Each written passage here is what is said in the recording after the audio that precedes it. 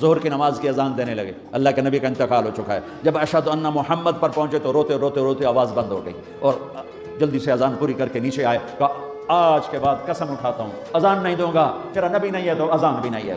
اور حضرت ابوبکر سے اجازت لے کر جب وہ خلیفہ بن گئے، جہاد پہ چلے گئے، 6 مہینے تک آئے نہیں۔ لاکھوں صحابہ جہاد میں گئے، کسی کو میرے نبی خواب میں نہیں آئے، صرف بلال کو آئے۔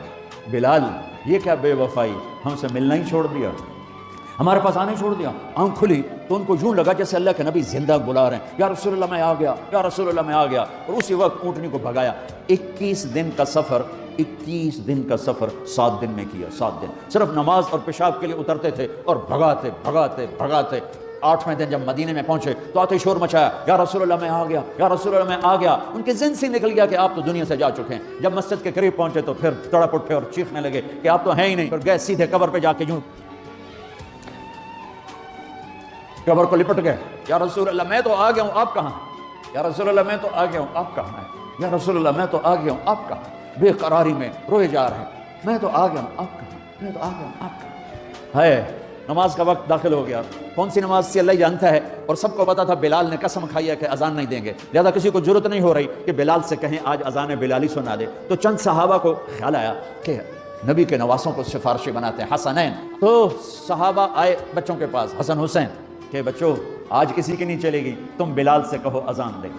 تو یہ دونوں ننھے منھے بھائی، حسن 7 سال کے، حسین 6 سال کے، 10 مہینے کا فرق تھا دونوں بھائیوں۔ چچا ایک درخواست کہ میرے ماں باپ آپ پہ قربان، آپ درخواست کیوں کہہ رہے ہیں؟ آپ امر کریں، آپ حکم کریں۔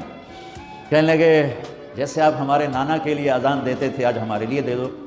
تو ایک دم وہ رونے لگے۔ بلال کہا ہے میرے بچوں، میں نے قسم اٹھائی تھی کہ میں اللہ کے نبی کے بعد کبھی اذان نہیں دوں گا، لیکن تم پہ تو ہزاروں قسمیں قربان ہیں، میں اپنی قسم توڑتا ہوں اور اذان دیتا ہوں۔ جب وہ چڑھنے لگے اس بی بی کے گھر، قریب ایک انصاری عورت کا گھر تھا جس کی چھت پہ چڑھ کے اذان دیا کرتے تھے، تو سانس رک گئے، سب کے آنکھیں پھٹ گئیں، اور وہ یوں منظر دیکھ رہے کہ آج بلال تو ہے، محمد مصطفیٰ نہیں ہے۔ آج اذان بلالی تو ہوگی لیکن محمد مصطفیٰ کی جھلک نہ ہوگی۔ جب انہوں نے کانوں میں انگلیاں،